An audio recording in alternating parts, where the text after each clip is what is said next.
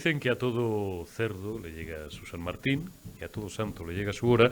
Y dicen también, a diferencia de lo que repetía el llorado Aníbal Smith en aquella inolvidable serie El Equipo A, que los planes no siempre salen bien, ni siquiera los más perversos, a los más maquiavélicos o a los más corruptos.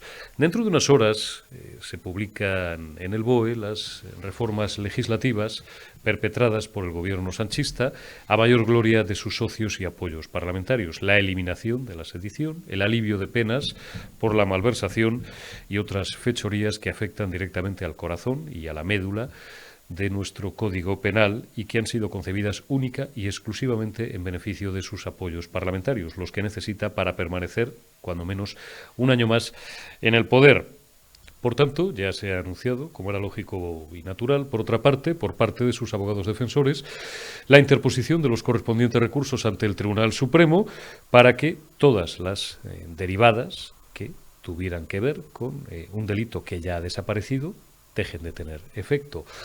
Exactamente igual para la malversación. Si la malversación y sus consecuencias era un desvío de fondos públicos destinados a un golpe de Estado, que tenían que ver con un delito, el de la sedición, que ya no es una figura penal y por tanto no es punible, pues la malversación quedaría sin efecto.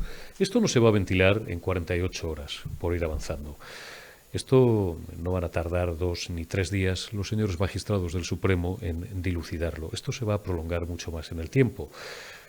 Los juristas con los que hemos consultado en las últimas horas nos señalan un montón de cuestiones pendientes que tal vez el legislador por llamarles algo, o tal vez quienes han susurrado estas reformas legales desde el punto de vista técnico, en los oídos de nuestros gobernantes no hayan tenido en cuenta, no siendo el menor de ellos, por ejemplo, todo el que tiene que ver con el derecho a la defensa. Bueno, claro, pues ellos fundamentaron una defensa en un delito que ya no existe, precisamente es darle la vuelta a la tortilla, y eso no hace tan sencillo que los señores magistrados del alto tribunal tengan que tener en cuenta necesariamente o tengan que atender favorablemente a los abogados defensores o estimar favorablemente para sus defendidos esos recursos de los que estamos hablando.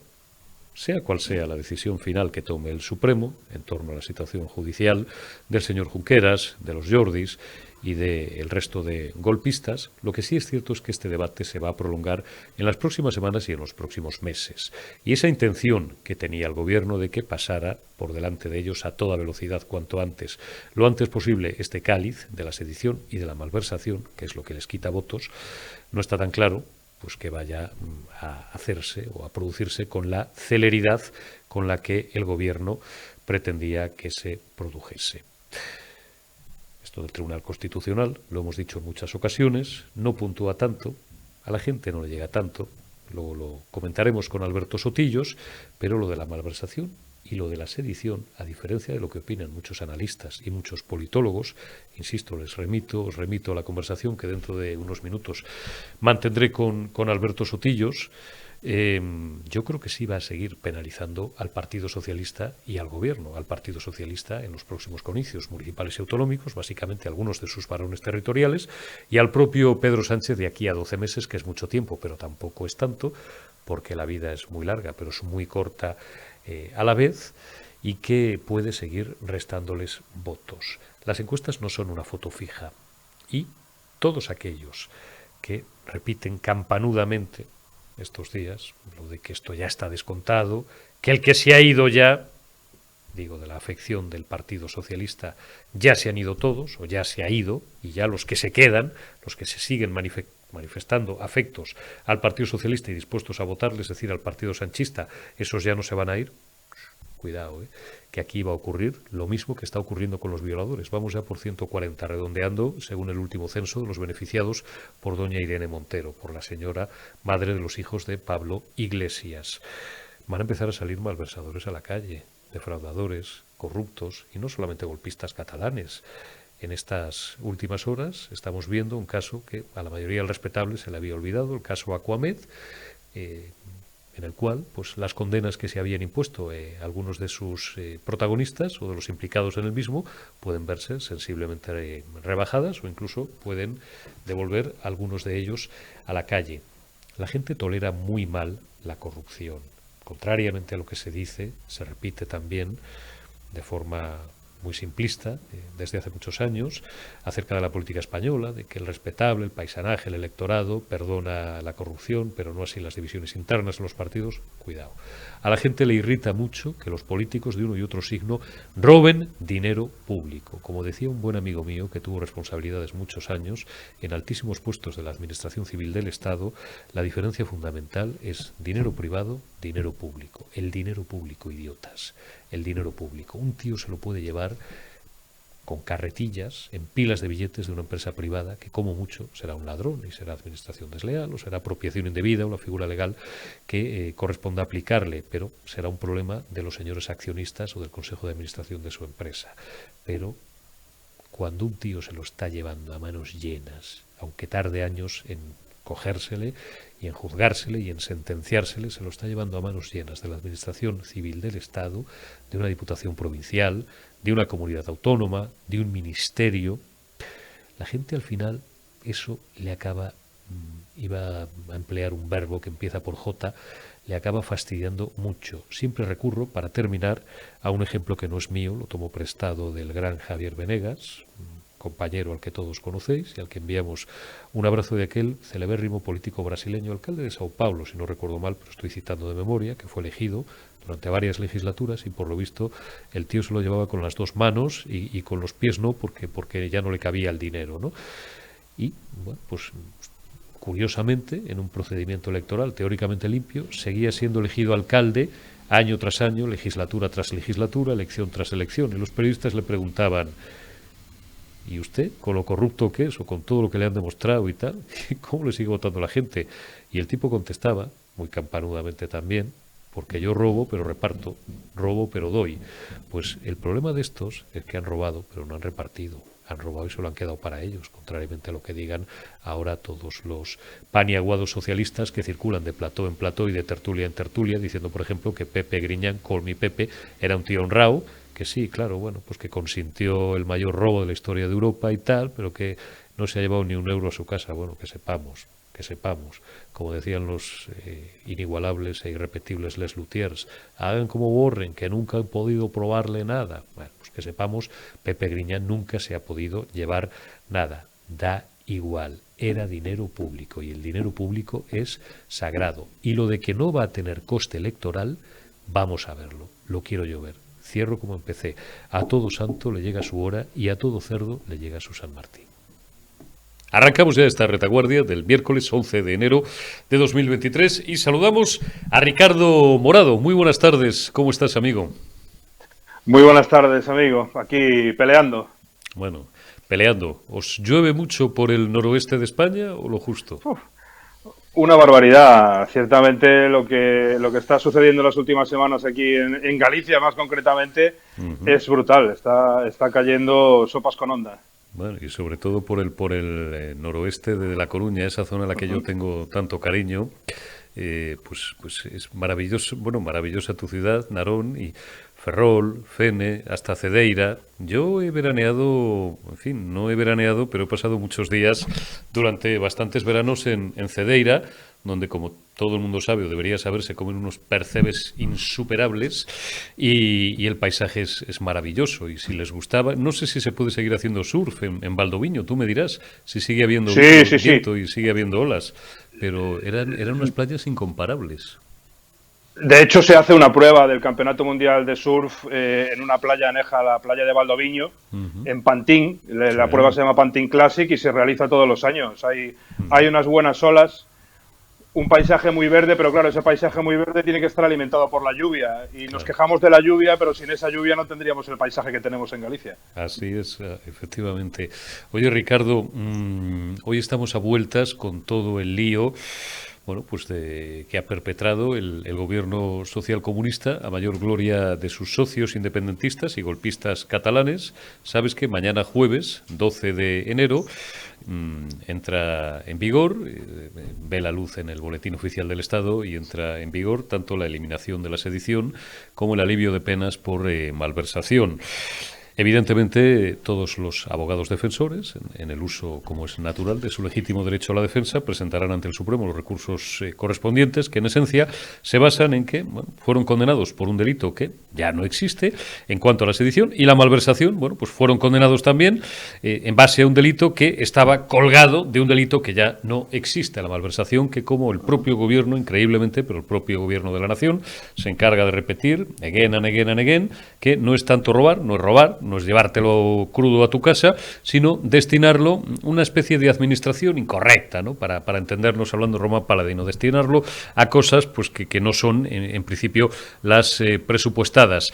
Claro, esto va a originar pues una serie de debates entre los señores magistrados del Tribunal Supremo que ni muchísimo menos van a durar 2 días, con lo cual esa intención inicial del gobierno de que este cáliz, como decía yo el otro día, pasara cuanto antes, pues tal vez se vea un tanto frustrada porque las cosas de Palacio afortunadamente van a ir despacio, veremos a ver luego si se estiman o se aprecian esos recursos o no, y prácticamente en cuanto transcurran 2 meses, vamos a poner marzo, pues estamos metidos casi de hoz y coz en la precampaña, ¿no? En la campaña electoral pura y dura de las municipales y autonómicas. ¿Tú crees que está todo descontado en contra del gobierno social comunista o que, sobre todo también, refiriéndonos al goteo que va a comenzar a partir de ahora, de gente escarcelada o que vean aliviada su pena otros malversadores que no sean golpistas catalanes, esto le puede seguir pasando factura al gobierno? Yo, sinceramente, creo que ya lo dan por descontado. La maniobra primigenia que querían ya la han conseguido, que es la del perdón a los golpistas, y ahora, a través de estos recursos que van a presentar sus abogados, van a por el perdón de la inhabilitación, que yo creo que aquí es la madre del cordero, sobre todo teniendo en cuenta el año electoral que nos queda por delante. Los condenados van a pedir la absolución completa al Supremo en base a que indubio pro reo, y por lo tanto, al no existir ya el delito, toda esta gente no solo estará en la calle, sino que esa inhabilitación que les impedía presentarse a los procesos electorales, pues también va a ser perdonada. Lo querían conseguir y lo han conseguido. Y ahora nos vamos a ver en circunstancias como que, por ejemplo, este mismo viernes al señor Puigdemont, huido de la justicia, le va a llegar una notificación en la que, a través de esa notificación, él va a saber que por unas penas insignificantes va a poder volver a España. Yo creo que invitándose a unas cañas ya le van a perdonar todos sus delitos. El prófugo, que tras el golpe de Estado, como todos sabemos, huyó al extranjero y desde ese momento lleva viviendo a cuerpo de rey a costa de todos nosotros todo este tiempo, pues va a poder volver a España a cambio de prácticamente nada. Y esa es la circunstancia que tenemos en este momento. El escándalo es tan notorio y tan grande que yo creo que el Partido Socialista lo da por descontado por ese mismo motivo, porque el escándalo es tan enorme que nadie da crédito a lo que está sucediendo. Ese es el problema fundamental. Ese es el problema. Segundo gran asunto del día de este miércoles 11 de enero es ese partido de fútbol que han jugado durante buena parte del día los magistrados progresistas entre ellos, ¿no? Es decir, vamos a hacérselo fácil al respetable. Al final, el objeto fundamental de toda esta intervención del Poder Judicial por parte del figura era colocar a su brazo del medio, con perdón, a Cándido Conde Pumpido, al frente del Tribunal Constitucional y también pues marranear la composición correspondiente del CGPJ. Pero hete aquí que la señora Balaguer, progresista también ella, y seguramente más de izquierdas que el propio Pumpido, pero no tan afín a Moncloa, es decir, a su sanchidad, pues ha dicho, hombre, si yo tengo la misma cualificación profesional como mínimo que Cándido Conde Pumpido, llevo los mismos años, ¿por qué no me voy a presentar? Nos consta que ha habido presiones a la señora Balaguer para que no se presentara por parte de, vamos a decir, estamentos muy próximos a un ministerio concreto que está muy cerca de la propia presidencia del gobierno, ya saben ustedes cuál es. Y la otra, pues ha dicho, y además habrá dicho bien, que como quien oye llover, oiga, ¿y por qué no? No, oye, que si no es que no te presentes, hombre, vamos a dar imagen de unidad y de que estamos de acuerdo por lo menos en una cosa, ¿no? Y, pues, ¿y por qué no me voy a presentar? Tan es así que independientemente del resultado final de este partido de tenis, ya la imagen y el desprestigio al que están sometiendo a estos magistrados no puede ser más cruel y más hiriente. Segunda cosa que yo, que no soy jurista, no pertenecemos a esos elevadísimos estratos del mundo del derecho, ¿les merecerá la pena, Ricardo, a esta gente con una ejecutoria profesional de 3 o de 4 décadas, catedráticos en algunos casos, juristas eminentes de gran prestigio, el someterse, bueno, a un escarnio público tan grande como al que se están sometiendo? Pues el caso es que no sé si realmente les merece la pena, pero el hecho constatable es que a Sánchez le ha salido un grano, que es la señora Balaguer, que se ha negado a retirarse de la carrera.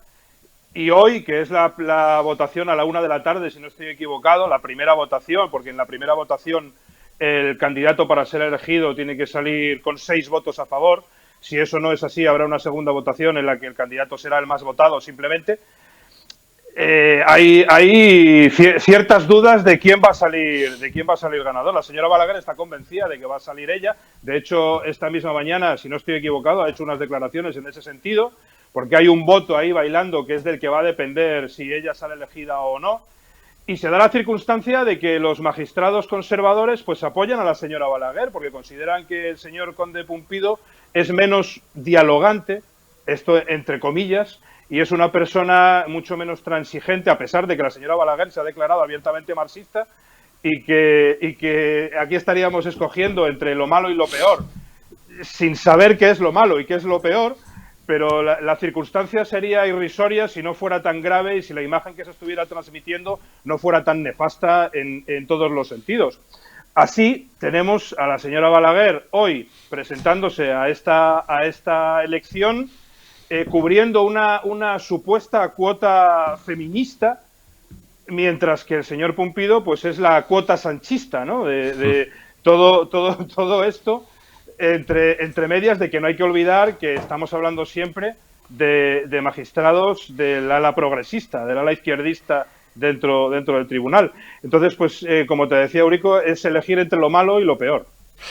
Ricardo Morado, que, en fin, pues seguiremos muy atentos al desarrollo de los acontecimientos y sobre todo lo principal es que podamos seguir contándolo en libertad. Te envío un abrazo, cuídate, amigo. Un abrazo grande. Saludamos a Milagros Marcos, diputada del Partido Popular, de la Comisión de Agricultura en el Congreso de los Diputados. Milagros, muy buenas tardes, ¿cómo estás? Hola, muy buenas tardes.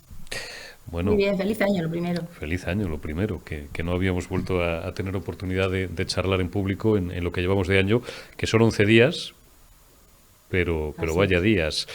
Tenemos, en lo que se refiere a tu negociado, que decían antiguamente los clásicos, tenemos un montón de frentes. Tenemos la política agraria común, tenemos recortes en el uso del agua. Bueno, estamos en los últimos días, ha vuelto la guerra del agua, ¿no? Los que ya peinamos canas en la barba pensábamos que esto ya era una cosa del pasado, pero en absoluto, ¿no? Bueno, recortes en el uso del agua, por no hablar también del impuesto, del gravamen a los plásticos, con los que el Figura y su gobierno pretenden compensar lo que van a perder por la detracción del IVA de parte de los alimentos, que no todos.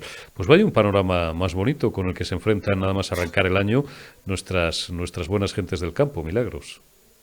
Pues efectivamente, finalizamos el año y en 2 días, bueno, además el Día de los Inocentes, ¿no? Salió una buena parte de los 8 reales decretos que van a regular la PAC. Aún faltan algunos por salir, pero fíjate que estos reales decretos establecen los criterios para las siembras que determinan si se va a cobrar o no se va a cobrar la PAC.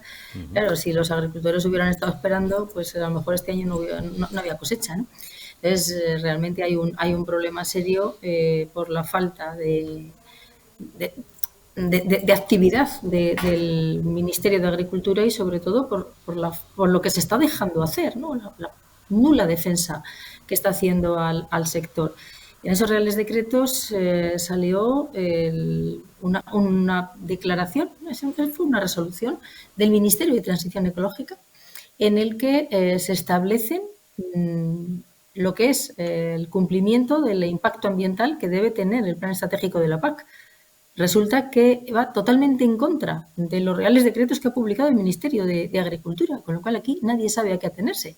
Si a lo que dice transición ecológica, que habría que cambiar totalmente y hacer todavía más verde la aplicación de la PAC, o a los reales decretos que ha publicado el Ministerio de Agricultura. Entonces, a la inseguridad que ya había y a los recortes evidentes que ya hay de un 23% que le va a llegar a todo el mundo a partir del mes de marzo, efectivamente se unen más gastos porque el impuesto al plástico, bueno, pues es tremendo, ¿no?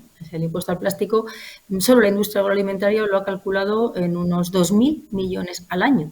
Por lo tanto, por mucho que hayan reducido un poquito el IVA en la cesta de la compra, que tendrían que haberlo hecho hace mucho tiempo y para todos los productos, porque han dejado fuera la carne, los huevos, los pescados, o sea, los que realmente supondrían dinero, y sin embargo van a recuperar pues 4 veces más con el impuesto a los plásticos. Por lo tanto, pues esto a los agricultores y ganaderos no les ayuda mucho. Si tienen recortes en la PAC, si tienen que pagar más impuestos, si además hay una inseguridad jurídica tremenda que no saben a qué atenerse. Y ahora llega, como bien dices, el problema del agua, porque bueno, pues no sabemos dónde está Planas defendiendo los regadíos, ¿no? Pero ha desaparecido. O sea, deja que Transición Ecológica mueva unos planes hidrológicos de cuenca en el que el agua se queda en los ríos, ¿vale? El agua se queda en el río, el agua va al mar y luego pues habrá que desalarla y después de desalarla pagar en lugar de 20 céntimos o 30 céntimos que estaba topada ahora el agua desalada hasta euro y pico. Con lo cual, bueno, pues es absolutamente imposible seguir trabajando en el campo si el Ministerio de Agricultura no hace los deberes y defiende a su sector y deja que le ataquen por todos los frentes, ¿no? ¿Por qué se ha dejado esto en manos de Teresa Rivera? Hoy en Madrid pues hemos visto a los regantes de Alicante, de Murcia y de Almería. Incluso ha venido Miras, el presidente murciano de tu partido, del Partido Popular. No hemos visto al señor Puig, que lleva una semana o 2 semanas largando todo lo que quiere y más. Bueno, tendrá sus razones, pero no ha venido hoy por Madrid. Tendría cosas mejores que hacer y se han manifestado frente al ministerio de la señora Rivera. ¿Por qué se ha inhibido o por qué se le ha dicho a Planas que le deje todo este engorroso asunto a la señora Rivera? Bueno, realmente la elaboración de los planes hidrológicos de cuenca le corresponde al ministerio que tenga competencias en materia de medio ambiente, ¿vale? Eso no quiere decir que no haya acuerdos internos, que no se trabaje en las comisiones del agua, que el Ministerio de Agricultura no tenga nada que decir en este asunto. Lo que ocurre es que el Ministerio de Agricultura directamente ha decidido no entrar en nada que tenga conflicto, por mucho que perjudique al sector. Pero lo hemos visto en el PERTE. Otro de los reales decretos que ha salido ha sido la convocatoria del PERTE agroalimentario. Está el Ministerio de Industria, en este caso, que es el que le quita la competencia. No sé por qué. El Ministerio de Agricultura, cuando hablas de la ley de la cadena, es decir, es que la industria agroalimentaria en toda Europa, por la vinculación que tiene al sector primario y a la transformación y a la distribución, está en el Ministerio de Agricultura. Esa competencia también la ha cedido al Ministerio de Industria, hasta el punto que se crea una comisión de seguimiento y no está nadie del Ministerio de Agricultura. O sea, ya no es solo que no tenga el dinero, ya no es solo que no lo gestione, que le recorten el presupuesto, que consienta los recortes en la PAC, sino que está consintiendo cosas que, como ministro del ramo, tendría que estar defendiendo. Y el agua para el campo es vital. El agua para el campo es vital. Y en este momento han aumentado los caudales hidrológicos ecológicos, y sobre todo hay un serio problema porque se han paralizado las inversiones para que haya balsas y se acumule el agua cuando cae. Si no se acumula el agua cuando cae, no lo vamos a tener cuando lo necesitemos, pero ni para el campo, ni para beber, ni para nada. Entonces, es un problema muy importante el que supone el tema del agua, tanto por el tema del caudal como por la falta de inversiones en almacenamiento y en regadíos, que sí están ejecutando y llevando a cabo otros países, como Portugal o como Francia. Fíjate qué diferencia, que hace unos días veíamos cómo en Francia se manifestaban ecologistas radicales porque Macron ha hecho un plan para tener 16 embalses nuevos que puedan dar respuesta al cambio climático. El cambio climático se le combate con medidas. no mirando para otro lado y diciendo, como hay cambio climático, que el agua se quede en los ríos. Mire usted, como hay cambio climático, hay que almacenar más agua. No hay que quitar las presas que ya están en los ríos, como está haciendo España. Hay que hacer lo que está haciendo Francia, nuevas balsas para acumular más y después regadíos que permiten aprovechar un 40% más el recurso hídrico y impiden inundaciones, impiden escorrentías y por lo tanto el lavado del suelo, ¿no? O sea que medioambientalmente no tiene ninguna lógica lo que está haciendo el Ministerio de Teresa Rivera. Desde el punto de vista agronómico es un error de principiante y un error de libro no aprovechar los fondos europeos, los Next Generation, para invertir en nuevos regadíos y en modernización de los regadíos existentes, porque es el alma de la actividad económica del medio rural y la garantía de que vayamos a tener productos alimentarios en España, podemos seguir produciendo de una forma sostenible y de una forma rentable, ¿no? para el agricultor y para el ganadero. Sigue existiendo, además de todo lo que estás contando, Milagros, un problema en este país. ¿Cuál es el de no considerar el agua como una cuestión de Estado, como un bien de Estado? Un bien de Estado, decía Abel Caballero cuando era ministro hace 40 años, ahora que es alcalde ya el hombre, pues se dedica a encender y apagar luces, decía que el ministro era un bien de Estado. Bueno, el agua es un bien de Estado y no de las diferentes comunidades autónomas, de las diferentes regiones, de los diferentes territorios. ¿Por qué seguimos siendo tan egoístas en España? ¿Por qué siempre se ha carecido, digo, trascendiendo ya el debate sobre si deben pesar más criterios ecológicos o agroalimentarios o económicos, como estás apuntando, ¿por qué sigue existiendo este egoísmo de considerar, no, el agua, no estoy señalando a nadie, porque tenemos amigos y conocemos gentes en todas partes, el agua es de los aragoneses, no, el agua es de los catalanes porque los aragoneses tal, ¿no? O el agua es de los valencianos, o el agua es de los castellano-manchegos, ¿no? Recuerdo un tipo en Aragón, con elevadas responsabilidades políticas, que dijo en una ocasión, el agua es de quien le llueve. ¿Cuándo resolveremos eso en España, Milagros? Perdóname que caricaturice un poco ya el debate, que es muy serio por lo demás. Bueno, es muy serio porque sin agua no hay vida, ¿eh? Es evidente. Claro. Es muy serio porque efectivamente el agua se debe tratar desde la forma combinada, ¿no? Desde el ámbito ambiental. Desde luego hay que protegerlo, hay que acumularlo, hay que darle un uso sostenible como elemento vertebrador del territorio. Por eso es una política de Estado, porque es absolutamente imprescindible. Entonces, lo que hace falta es apartarlo del ámbito del debate político y llevarlo al ámbito del consenso y el diálogo en lo que hemos planteado en repetidas ocasiones, un pacto de Estado, un pacto nacional por el agua, ¿no?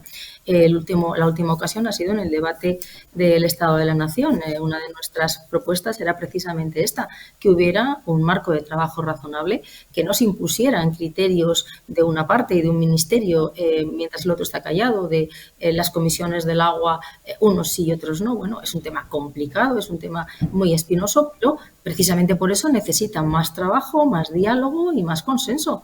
Entonces, hay que trabajarlo en el marco de un pacto nacional en el que se ve el agua como elemento vertebrador, en el que nadie pierda, porque efectivamente el agua lo necesitamos todos. No le puedes dejar seco a uno para darle a otro, no le puedes dejar seco a uno porque no le da al otro cuando le sobra, ¿no? O sea, hay que buscar ese equilibrio complicado, sin ninguna duda, en los territorios para que a nadie le falte agua. Pero insisto, el mayor problema es que se está cercenando la capacidad de tener agua. O sea, si no lo almacenamos, si evitamos, quitamos, porque como han quitado más de 100 presas en los ríos, si toda la planificación hidrológica que estaba ya en el plan 2017-2021 ha desaparecido, no se ha hecho ni una sola de las balsas que estaban previstas. Es verdad que en su momento, bueno, estamos en plena crisis económica, era difícil tener presupuesto, pero es que los fondos europeos son un mecanismo perfecto, cumple todos los requisitos. Si no, que se lo digan a Portugal, que los está aprovechando, o a Francia, ¿no? Para hacer lo mismo. El agua que no aprovechamos nosotros va a Portugal en muchas ocasiones, ¿no? Dependiendo de los ríos. Y ellos sí que están almacenándolo para poder regar, para poder beber, para evitar sequías, ¿no? Y tener suficiencia alimentaria, que es una de las cuestiones. Pero es que realmente el no hacerlo en este momento, pues insisto, es de una miopía impresionante, porque no va a haber otra oportunidad como esta en la que Europa apueste por ello, ponga dinero para ello y, bueno, pues hay que buscar el consenso, pero el consenso para aprovechar el agua en toda España y que todos podamos disponer de ello y garantizar, ¿no?, el funcionamiento de la economía rural en todo el país. Milagros Marcos, ¿te parece, porque este asunto es infinito y además nuestros espectadores saben que nos interesa especialmente todo lo que tiene que ver con el mundo de la agricultura y de la ganadería, ¿te parece que dentro de unos días hablemos del tema de las frutas? Y dirán nuestros espectadores, ¿qué pasa con las frutas? Pues ya se lo desvelaremos. Dame un mini titular solo para cebar una conversación que tendremos de aquí a unos días. ¿Qué problemática tienen? Bueno, primero necesitan agua, evidentemente, y después se les está volviendo otra vez a acusar de esclavismo, además de una forma brutal. Y bueno, pues no solo se les ha dejado sin ayudas, porque que están al margen de las ayudas para los fertilizantes, por ejemplo, sino que bueno, pues está empezando un poco como la batalla con la ganadería, ¿no? La batalla contra las frutas. No se entiende ni la una ni la otra, por supuesto. Hablaremos de ese asunto por extenso. Milagros Marcos, diputada del Grupo Popular y bueno, pues de la Comisión de Agricultura, paisana, casi paisana. Siempre es un placer el saludar a mis amigos de nuestra patria chica en este programa. Cuídate y te emplazo para otra conversación dentro de unos días. Te envío un abrazo. Muchas gracias, un saludo. Gracias, Milagros Marcos. Y continuamos en la retaguardia. Vamos ya invocando el final de este miércoles 11 de enero de 2023. Y saludamos a un querido amigo de esta casa y amigo de quien nos habla, don Alberto Sotillos. Muy buenas tardes, ¿cómo estás? Bueno, feliz año, que no hemos hablado tú y yo en lo que va de año en Periodista Digital. ¿Te han traído muchas cosas a los Reyes, Alberto? Bueno, tú eres republicano, sí, ya lo sé. Sí. Antes de que me lo digas tú, bueno, me adelanto yo. Ahora sí. No me han traído un viaje a Abu Dhabi como a otros reyes y hijos de y sobrinos y familiares, pero bueno, hemos estado haciendo lo que se puede. Ha estado divertido. Bueno, haciendo lo que se puede. Oye, Alberto, venga, vamos a empezar en alto. ¿Damos un golpe de Estado mañana? Porque, total, si lo damos no nos va a pasar nada, pues oye, habrá que aprovechar las rebajas de enero. Mañana jueves ya es oficial, ya entra en vigor, se publica en el Boletín Oficial del Estado. Adiós, bella chao al delito de sedición y se alivian un montón las penas por malversación. Se me están poniendo unas ganas de dar un golpe de Estado, no sé si en algún islote perdido que tengamos por ahí, no sé a ti. Bueno, ya los islotes perdidos, si tienen buena pinta, a lo mejor es irse de vacaciones y quedarse y recluirse y, como escuchaba antes, plantar frutas, hortalizas y con un poquito de agua vivir de maravilla. Yo te recomiendo que no lo des, el golpe de Estado. Es mucho mejor respetar el orden constitucional, el democrático, pero si y no parecerte a alguno. Bueno, depende de cómo lo des, ¿eh? O sea, si te sumas a las hordas bolsonarianas y acabas cometiendo actos de violencia, pues sí, efectivamente tendrás una repercusión por rebelión. Y no saldrás bien parado. Ahora, si haces una especie de referéndum ilegal y pactas con el que luego es el presidente del gobierno, pues claro, tendrás una serie de beneficios. Pero ojo, cuidado con quién pactas, claro, pues tiene que ser presidente luego. Claro, fíjate, tú mismo me has dado la solución antes de hacerte la siguiente pregunta. Si te he entendido bien, lo de Brasil no ha sido un golpe de Estado, ha sido una rebelión, pero lo de Cataluña sí fue un golpe de Estado. Bueno, depende a quién le preguntes. Jurídicamente no se trató como un golpe de Estado, sino como una sedición, efectivamente, judicialmente. Por eso se rebajan las penas de la sedición, si no hubiera sido otro tratamiento. Es lo que hay. Es verdad que, bueno, hay mucha discrepancia sobre el nivel de violencia que se produjo y por parte de quiénes, claro. Claro, porque el golpe de Estado se lo dieron a Mariano Rajoy, como repite en su propaganda el gobierno socialista. Pero es verdad que cuando fue a Pedro Sánchez el que casi le queman media Barcelona y parte de la otra media, cosa que no ocurrió hasta 2019. Claro, si este es el incentivo, ¿tú crees que lo van a volver a hacer? Ya han dicho que han amenazado por activa y por pasiva, claro, con que lo van a volver a intentar. No es una amenaza, quiero decir, han comunicado que lo van a volver a hacer. De hecho, su estrategia es poder volver a hacerlo y encima con menos repercusiones penales. Quiero decir que esto no es un análisis, no es que yo lo haya percibido así, sino que literalmente cometieron unos hechos absolutamente ilegales, fueron penados y condenados por ello, y entonces lo que se le ha hecho es rebajar las penas porque ellos en su negociación quieren rebajar las penas porque han prometido volver a hacerlo. Quiero decir que el nacionalismo es así, el nacionalismo catalán sobre todo, que siempre ha sabido muy bien y de muy buenas maneras sacar adelante su proceso en negociaciones mano a mano con quien depende. No tiene nada que ver ni con la voluntad de los catalanes, no tiene que ver ni con la propia legalidad, tiene que ver con su capacidad de coger al que está presidente del gobierno y decirle ¿qué quieres? Porque yo lo que quiero lo tengo clarísimo. Alberto, ¿es más grave en tu opinión el tomar dinero que no es tuyo y llevártelo a casa o yo qué sé, o gastártelo en, bueno, decían que Corcuera se lo gastaba en joyas para las mujeres de los policías nacionales, bueno, lo reconoció en Radio Nacional, o robarlo, como ha ocurrido en el caso de algunos condenados por la Gürtel, del Partido Popular, o de algunos condenados también por el caso de los ERE andaluces. Digo, es más grave eso que no el, ¿cómo lo llama esto el gobierno? Una administración un poquito, bueno, pues en vez de destinarlo a una cosa, lo destinamos a otra. ¿Qué más da? En vez de hacer un polideportivo o un colegio ahí en el pueblo, pues lo destinamos a poner unas urnas para hacer un referéndum fake. ¿O debía ser igual de grave? Pues es igual de grave, vamos, quiero decir, además es que formas, si tú tienes un presupuesto, por ejemplo, municipal y quieres pasar una partida de un lado a otro, tienes una forma de hacerlo, se pasa por pleno, se comunica y esa partida que estaba destinada a pasa a ser para B, o sea, quiero decir que no es que estén los pobrecitos atados, ¿no? Y que ese polideportivo no se pueda construir. No, es que como escuchaba ayer a Lobato dar este argumento, Alberto, que le escuchaste tú también con Alsina, decía, claro, pobre alcalde que se ha quedado sin dinero, habría que ver, bueno, ¿y por qué se ha quedado sin dinero para hacer el polideportivo? Se lo tenía presupuestado, digo yo, ¿no? Por pensar, pero claro, se ha quedado sin dinero para el polideportivo, pues esto los catalanes es igual, oiga. Ya, pero, a ver, malversar es malversar. Eso quiere decir, lo que pasa es que si lo utilizas para lo que se tiene que hacer, que es la función, digamos, del propio ayuntamiento, de la propia comunidad, correcto, pero es que un referéndum no está dentro, quiere decir, de las necesidades reales, y sobre todo cuando se te ha avisado de que no puedes hacerlo. Porque si tú dices que quieres hacer un referéndum y las leyes y el Estado te dice hágalo usted sin problema, pues se generarán las partidas. Lo que no puedes hacer es coger el dinero de todos, porque ese dinero es de todos los ciudadanos y que cuando está destinado a cualquier cosa, no nos pongamos demagógicos, no tiene por qué ser un polideportivo, puede ser para pagar sueldos de los propios miembros de la Corte.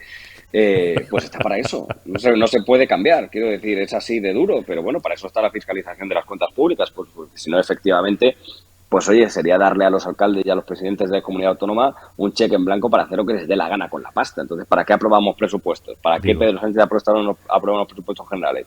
Claro. ¿No? ¿Para qué le da tantas y tantas concesiones a Bildu y a Esquerra? Oye, Alberto, te cambio un poco de asunto. ¿Cómo se atreve la señora Balaguer a presentarse frente al candidato de su sanchidad? ¿Esta mujer no sabe con quién está hablando? Digo, frente a Conde Pumpido.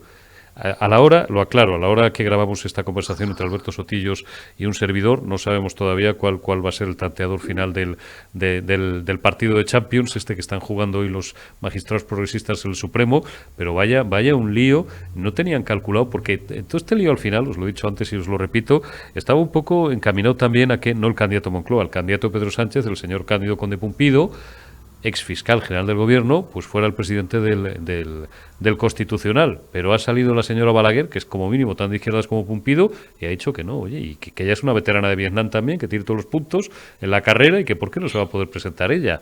Pues vaya un espectáculo. A ver, todos los que están ahí tienen los puntos necesarios, quiero decir, por eso han llegado ahí con las dificultades que además se les ponen a unos y a otros. Bueno, quiero decir, a mí me parece bien, sobre todo porque el nombre de Conde Pumpido además generaba unas tensiones especiales. Pues igual la candidatura de Balaguer permite unas nuevas negociaciones y que haya una renovación y una votación más sana, pero quiero decir que desgraciadamente yo desde luego creo que ninguno de los que están viendo o escuchando esto tenemos capacidad de saber realmente lo que se mueve, porque tiene que ver con cuitas muy de alta esfera y con unas negociaciones que se nos escapan, porque al final se juegan cosas que tienen muy poco que ver con lo real y mucho que ver con lo partidario. Pero ¿no dijo Pilar Llop, Alberto, que todos, hasta en el metro, hablábamos de este lío? Bueno, nos han obligado a hablar de este lío, pero sin tener pajolera idea de este lío. Que es de lo que hablamos mucho los españoles siempre, porque la capacidad que tenemos realmente, primero es ínfima, nuestra capacidad de influir todavía menos, o sea, que decir, si influimos ya poco en ese ámbito, todavía menos. Y la repercusión de lo que pase ahí, me temo que también es escasa sobre nuestras vidas, pero oye, si hay que criticar a unos y a otros, pues se critica sin ningún problema, los del PP son fachas y los otros son mejores. Ya. Ahí estamos, o sea que al final, claro, Alberto, lo que habrá que hacer es lo que le dijo, perdónenme usted, usted es el símil, y perdóname también, Alberto, lo que le dijo Franco a López Bravo, Gregorio Haga, como yo, no se meta usted en política, pues que los españoles pues no nos metamos en líos del Tribunal Supremo ni del CGPJ, que sabemos nosotros, ¿no? Que es verdad, que no tenemos ni si la cosa es que no podemos. Este es un rollo como muy de élites, ¿no? Como muy de sistema, como digo yo, con S mayúscula. Es el sistema en sí mismo, además, quiero decir, es la representación de la representación de la representación. Si alguno de los que nos están viendo ha jugado alguna vez al teléfono escacharrado, sí, es eso de decirle en el oído a otra persona, pues imagínate, sí, ¿no? Pues nuestro nivel de representación a partir de la cuarta, pues ya quedamos los ciudadanos. Si en la primera, que es votar a los partidos políticos, ya quedamos fuera porque no elegimos en realidad a los que van en la lista, pues de ahí para adelante la capacidad de que eso tenga mucho que ver con la representación de los ciudadanos, desgraciadamente, es escasa. El hasta chiste que no haya de un cambio de la ley electoral. Sí. El chiste de Eugenio, el coronel al comandante, el comandante al capitán, el capitán al sargento, el sargento al cabo, y al final había un eclipse de unos tíos que se ponían en pelotas para recibir al sol en la plaza del cuartel. Oye, hablamos entonces de cosas que sabemos, y sobre todo tú, que sí sabes y mucho de esto porque te dedicas a ello, porque sabes cómo se hacen los sondeos y conoces muy bien todas las técnicas y todas las herramientas de comunicación política, así como lo del Constitucional, hemos reconocido en varias ocasiones que le afecta poco al respetable.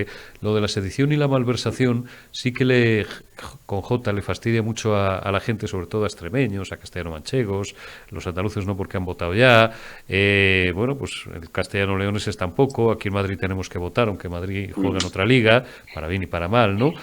¿Tú crees que esto está descontado todo para el figura, los efectos de malversadores? Estamos también las últimas horas ya vueltas con el caso Aquamed, pero es que carecemos de tiempo, esto no es un magazine, dura lo que dura, sino también nos hablaríamos de Aquamed y de malversadores, que no solamente son golpistas catalanes, sino gentes pues que no tenían nada que ver y que se lo han llevado también presuntamente y que pueden salir.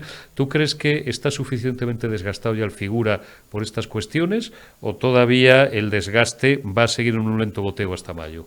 El desgaste electoral, quiero decir. Hombre, la sedición yo sí que creo que está descontada ya, quiero decir, además el votante del Partido Socialista, bueno, el de Podemos ni te cuento, pero el Partido Socialista ya la sedición, porque tampoco se entiende demasiado bien, y bueno, eso de que se une a Europa y al final es una condena, pero es una condena menos, y bueno, no es exactamente sedición, tampoco hicieron una cosa. Eso se pierde mucho, pero la malversación tiene un problema muy grande.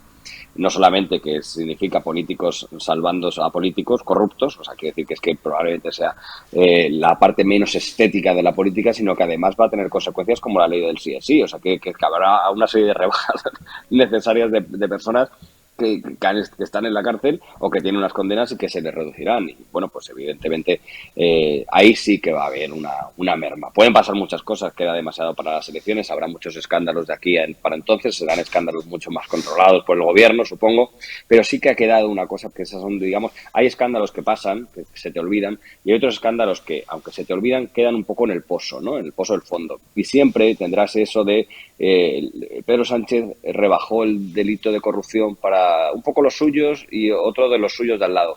Eso es difícil de olvidar. No sé hasta qué punto determinará el voto, pero sí que es determinante, y que sí que en la campaña electoral el Partido Popular lo va a poder usar constantemente en sus mítines, porque eso se queda impregnado, porque ya te digo, la gente tiene mucha manía a los partidos políticos y tiene mucha manía a las corrupciones de los partidos políticos, y ya si encima directamente es utilizarlo por tu propio beneficio para seguir siendo presidente, pues ya ni te cuento, claro.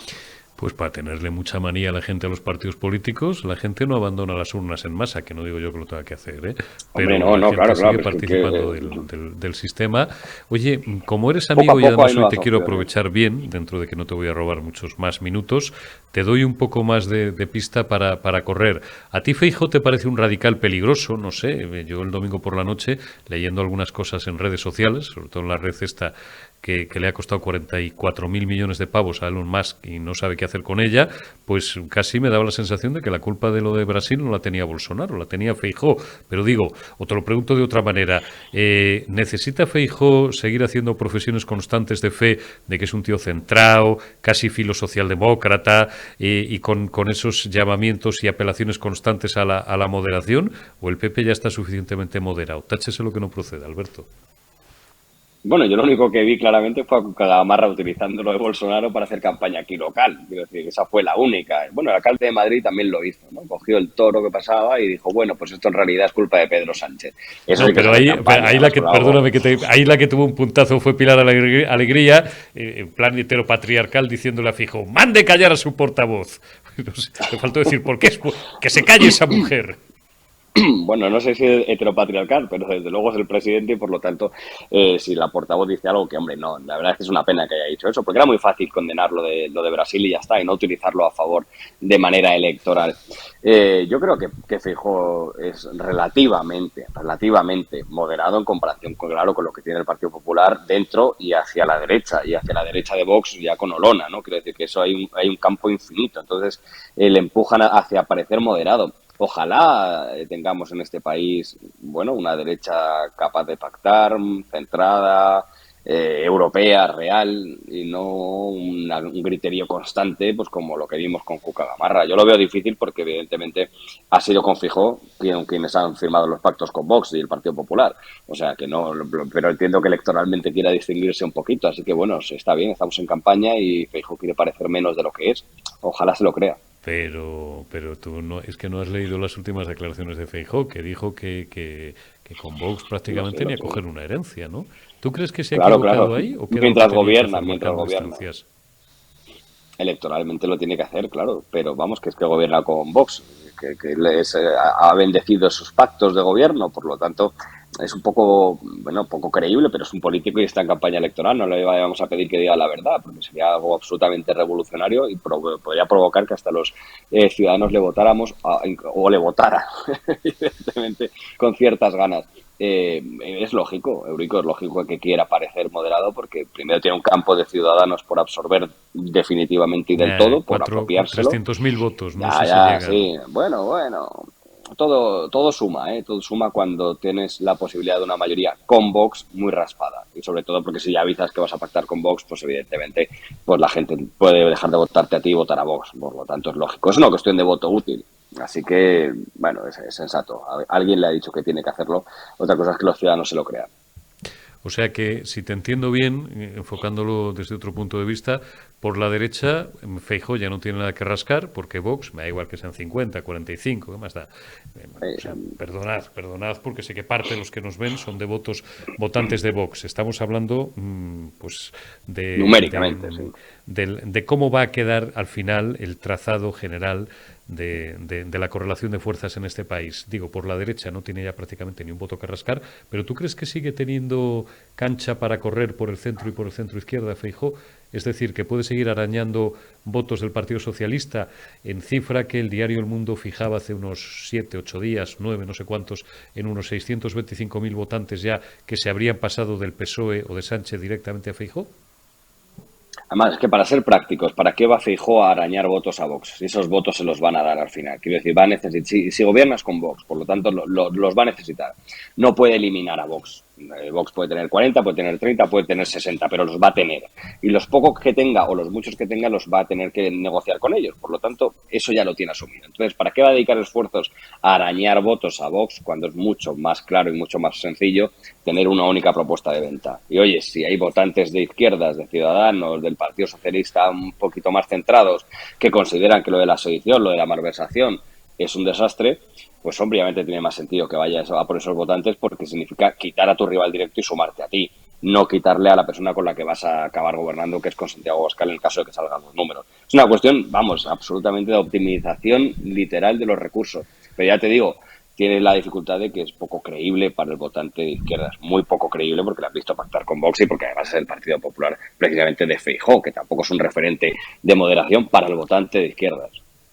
Alberto Sotillos, que me alegro mucho, que es un placer siempre el charlar Igualmente. Y el compartir opiniones contigo, escuchar de los que saben. Alberto Sotillos es un excelente politólogo y un gran sociólogo y sabe sobre todo mucho de un terreno que a mí siempre se me ha antojado abstruso, cuál es el de las encuestas, el de los sondeos electorales, el de la demoscopia. Pero te hago la última y ya te despido del todo.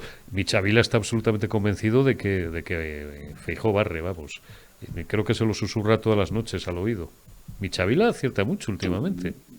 Acierta bastante, sí, sí, sí. Lo hace razonablemente bien y hay motivos para que las encuestas den eso. Pero también es verdad que yo creo que hay una parte que está muy mal medida, entre comillas, que es que la campaña del Partido Popular se basaba en que la economía fuera un desastre y la economía no va tan mal. Y aunque se han hecho encuestas para demostrar que los españoles creen que va mal, en realidad, y aquí sí que funciona el CIS, aunque a algunos les pueda parecer anecdótico y cómico, pero sí que es verdad que el CIS mide muy bien la situación personal de cada uno de los españoles y sienten que la suya va entre bien y regular, y eso contrasta mucho con la situación de apocalipsis económica que promovía el Partido Popular. Te he dicho la última y te iba a despedir, pero es que me dejas el balón. Ahora sí que te hago la ultimísima, porque es que me la has puesto en bandeja. Pregunta seria también, como se dice en redes. Pregunta seria. ¿Por qué siempre, esto en el CIS se ve muy bien y en otros muestreos, por qué siempre que le preguntan a la gente, o en muchas ocasiones que se le pregunta a la gente, por esta cuestión en concreto que acaba de señalar Sotillos y muy acertadamente, su percepción general de la situación económica, mala o muy mala, y la suya propia, no, a mí me va bien? ¿Esto por qué pasa, Alberto? Bueno, pues ¿Tú qué sabes de esto? Es por lo mismo que todo el mundo considera que es clase media, media baja o media alta, porque nadie se atreve a decir que está mal frente a una persona que no conoce y porque todos tenemos una proyección mejor de lo que somos nosotros mismos y de nuestra situación. Y sobre todo porque como la situación general se señala que es muy mala, en comparación no estamos tan mal. Es decir, con lo que vemos en televisión, con las penurias que pasa la mayor parte de la gente, que lo tomamos como referencia, pues claro, si nos asociamos a eso, a gente que le ocupa la casa, a gente que no tiene para comer, gente que va a las colas del hambre, que existe, pero claro, no, afortunadamente no es mayoritario, pues la gente hace una diferencia diciendo, bueno, la situación es mala, pero yo no estoy tan mal. Aunque realmente necesitarían un apoyo mayor, pero claro, en contraste, salimos mejor parados y además que nos gusta salir mejor parados, porque a nadie le gusta decir, pues mira, la verdad es que estoy hecho una mierda y todo me va mal. Alberto Sotillos, cuídate, amigo, te envío un abrazo fuerte, seguiremos charlando en los próximos días y que tengas un feliz año y descambia todos los regalos, que es en lo que estamos todos, de estos que nos han traído los Reyes y que no nos gustan, y decimos, ¿para qué quiero yo esto? Pues vamos a descambiarlo todo. Alberto, muchísimas gracias, un abrazo. Vaya bien, chao. Gracias, Alberto Sotillos, y gracias también a todos vosotros por habernos acompañado en esta retaguardia, tercera retaguardia de la semana, miércoles 11 de enero. Mañana será jueves 12, habrá más noticias y os las comentaremos, y ya os avanzo que tendremos una entrevista de excepción. Charlaremos con Joaquín Echeverría, al que todos conocéis, porque ya hablamos con él, en Periodista Digital en la retaguardia el pasado mes de agosto, porque es el padre de Ignacio Echeverría, el héroe del monopatín, así ha quedado por derecho propio para la historia. ¿Y qué nos va a contar Joaquín Echeverría? Pues cómo marcha el proceso de canonización de su hijo, de Ignacio Echeverría, que armado únicamente con su monopatín, que era el único instrumento, la única herramienta que llevaba consigo, aparte de su valor, de su coraje y de su gran corazón, se enfrentó a unos terroristas y a costa de su vida consiguió salvar muchas otras de viandantes que aquella aciaga mañana paseaban por el puente de Londres y que gracias a su heroico gesto consiguieron salvar su vida. Nos va a contar Joaquín Echeverría mañana cómo va, insisto, ese proceso de canonización de su hijo, que bien merecido se lo tiene. Cuidaos y hasta mañana.